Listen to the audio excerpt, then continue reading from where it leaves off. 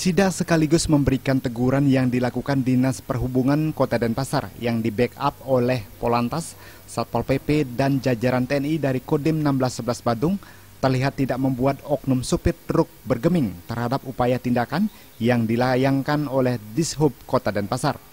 Berdasarkan catatan Dishub dan kepolisian, efek negatif yang ditimbulkan akibat parkir ilegal ini juga kerap menimbulkan kemacetan hingga kecelakaan lalu lintas.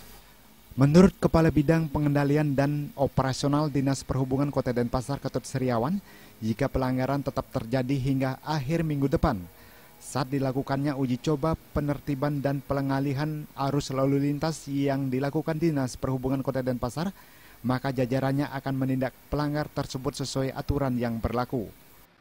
Kalau mereka bandel, ya kita tingkatkan dengan undang-undang jalan.